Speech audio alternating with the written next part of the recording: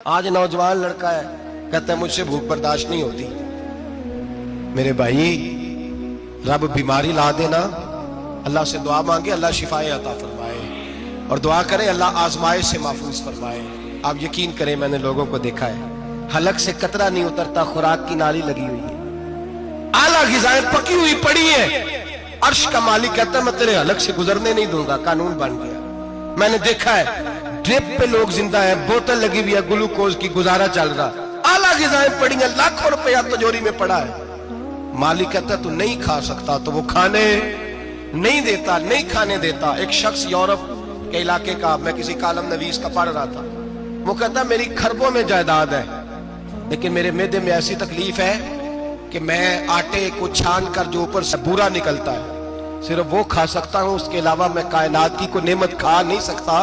اور میرے بھائی وہ جب چاہے تو بڑے بڑے کھانے کھانے سے تجھے روک دے، تیرے دانت چبانے کے قابل نہ رہے، زبان نگلنے کے قابل نہ رہے، معدہ تیرا ہضم کرنے کے قابل نہ رہے، وہ جب چاہے تو جو مرضی کر لے۔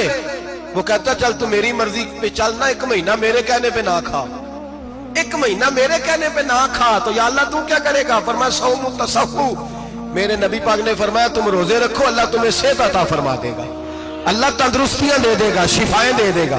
تم روزے رکھو اللہ تمہیں، سبحان اللہ، اللہ تمہیں، اللہ طاقت دیتا ہے، ہمت دیتا ہے، اللہ ہمت دیتا ہے۔ میں نے دیکھا ہے، میں نے بزرگوں کو دیکھا ہے، ضعیف لوگوں کو دیکھا ہے، کمزور لوگوں کو دیکھا ہے، میں نے دیکھا ہے روزے رکھتے ہوئے، مزدوروں کو دیکھا ہے روزے رکھتے ہوئے۔ میں اپنے ابا جی کو کہتا ابا جی اتنی سخت گرمی اور مزدوری آپ کرتے اور مزدوری کے عالم میں روزہ رکھتے، تو کہتے پتر روزہ کی آندا ہے، روزہ کدوں کو جاندا ہے، روزہ اپنی جگہ تے مزدوری اپنی جگہ ہوتے۔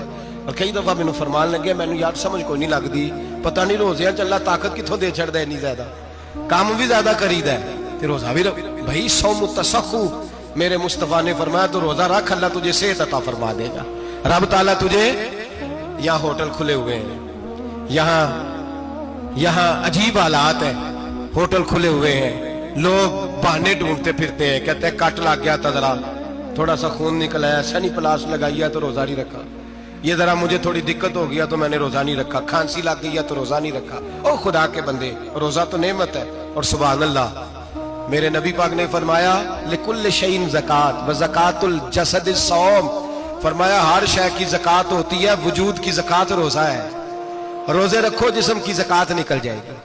فاقہ کرنا بھی میرے نبی پاک کی سنت ہے، مسواک کرنا بھی سنت ہے، اور فاقہ کرنا بھی، مسواک والی سنت زیادہ اپناتے ہیں لوگ، فاقہ کرنا بھی نبی پاک کی سنت ہے۔ ایک صاحب مجھے کہنے لگے جناب بیٹھ کے کھانا حضور کی سنت ہے، میں نے کہا کبھی کبھی نہ کھانا بھی نبی پاک کی سنت ہے، نہ کھانا بھی حضور کی سنت ہے۔ اور ہمارے فقہاء نے لکھا ہے جو روٹی زیادہ کھاتا ہے اس میں دو باتیں پیدا ہو جاتی ہیں، کیا کیا؟ ایک بولتا زیادہ ہے، دوسرا سوتا زیادہ ہے، غافل ہو جاتا ہے۔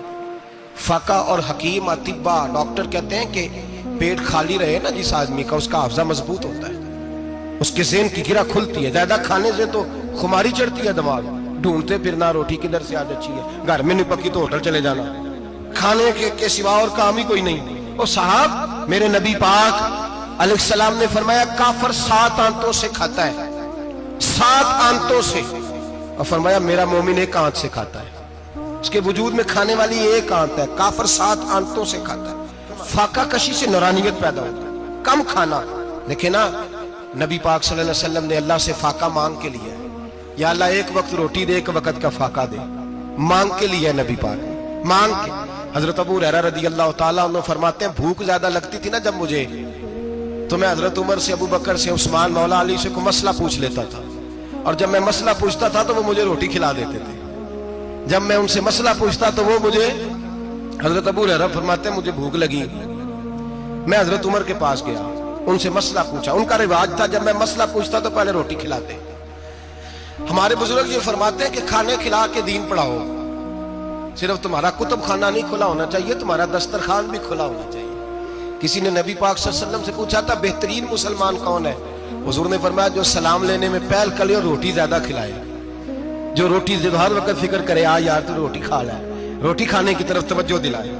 کھلانا سنت ہے، زیادہ کھانا اس میں بھی فرق رکھیں۔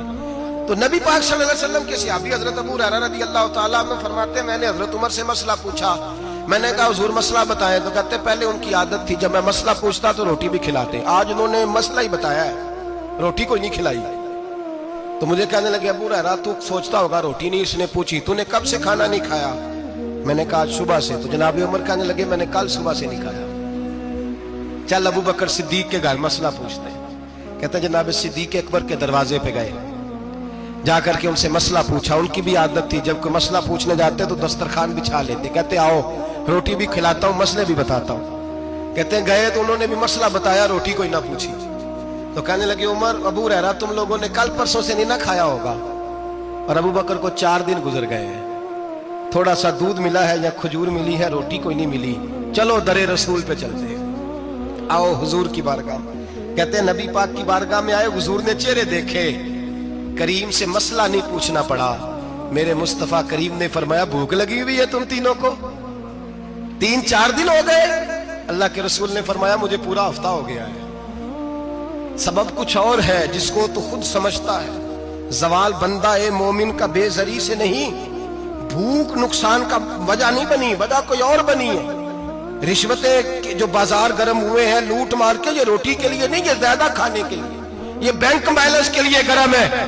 یہ لوٹ مار کا مقصد کوٹھیاں بنانا ہے, روٹی کا تو رب کریم کا وعدہ ہے. جو روز روتا ہے شام کو کہ میرا کاروبار کوئی نہیں, اصل میں کہتا ہے بنگلہ کوئی نہیں, اصل میں کہتا ہے کار کوئی نہیں, پجاروں کوئی نہیں, روٹی تو اللہ عطا فرماتا ہے, اس کا وعدہ ہے.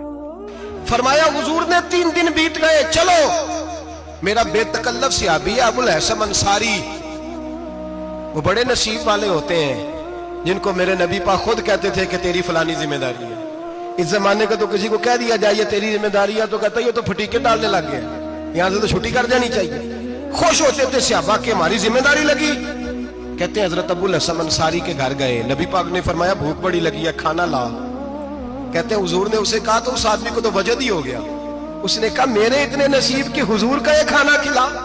آؤ دیکھو دنیا والو, آج جو سب سے زیادہ عزت والا ہے وہ میرا مہمان بنا ہوا ہے. فرماتے ہیں وہ دوڑے گئے, بکری اٹھائی, ذبح کی, بیوی کو کہنے لگے روٹی تیار کر.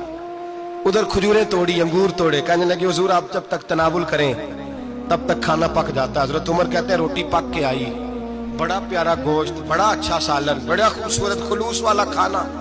فرماتے ہیں میں نے بڑا ہی کھایا. نبی پاک نے نہ ایک روٹی لی اور چھوٹی چپاتی, تھوڑا تھوڑا سالن کونوں سے, اور جب نبی پاک نے کھا لیا تو حضور کی آنکھوں میں آنسو آئے. حضرت عمر کہنے لگے حضور روئے کیوں؟ نبی پاک نے فرمایا سوچتا ہوں 7 دن کے فاقے کے بعد کھایا ہے, پر ڈرتا ہوں رب اس کا حساب پوچھے گا تو جواب کیسے دینا ہے, اس کا حساب بھی تو دینا ہے نا جو کھایا ہے.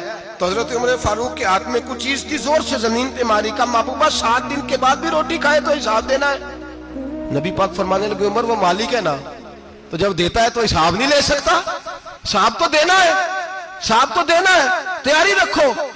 صحابہ کرام فرماتے ہم نے ارادہ کیا کہ آج کے بعد ہم پھر فاقے کریں گے, کم کھائیں گے, اس لیے کہ حساب دینا. میرے بھائی وہ فاقہ کشی کرتے تھے, ڈرتے تھے. یہاں تو لوگ کھا کے بیمار ہیں, کھاتے جا رہے ہیں, سوتے جا رہے ہیں, کھاتے جا رہے ہیں, سوتے جا رہے ہیں.